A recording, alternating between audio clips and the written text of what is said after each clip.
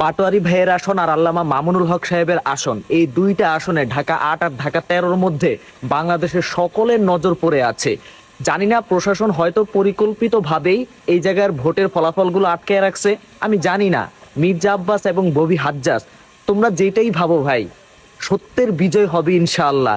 এই যে এত যে দাবায় দেওয়ার চেষ্টা, এই যে আজকেও চলতেছে, এই যে এই মাইনুদ্দিনের, এই যে দেখো, অনেকে মনে করে যে আমি এত কথা বলি কিভাবে, দেখেন প্রতিটা কথা বলার সময় মাথায় ব্যথা পায়, তারপর আমি চুপ থাকি না, কারণ আমি অন্যায় দেখতে পারি না। তো আপনি একজন সুস্থ সবল মানুষ হয়ে ভিডিওটা এখনো দেখতেছেন, শেয়ার দেন না, তো ভিডিওটা ছড়াইয়া দেন। আপনি দরকার হলে ডাউনলোড করে ছাড়েন ভাই, আমার লাভের দরকার নাই। আপনার সত্য প্রচার করে যাইতে হইব। আপনি যদি সত্যের পক্ষে থাকেন, সত্য প্রচার করতেই হবে।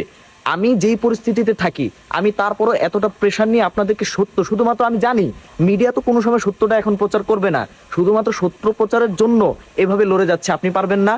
ঢাকা ৮ এবং আল্লামা মামুনুল হক সাহেবের আসন, ঢাকা ১৩-তে যারা যারা আছেন, যেই ভাইয়েরা আছেন, ঘরের মধ্যে বসে থাকেন না, নিজের কেন্দ্রে যান, মামুনুল হক সাহেবের পিছে যান, পাটোয়ারি ভাইয়ের পিছে যান, বা আপনারা নিজের নিজের দায়িত্বে প্রতিটা কেন্দ্রে যেয়া যেয়া পাহারা দেন। কে আসবে আপনার আমার ভোট কেড়ে নিতে?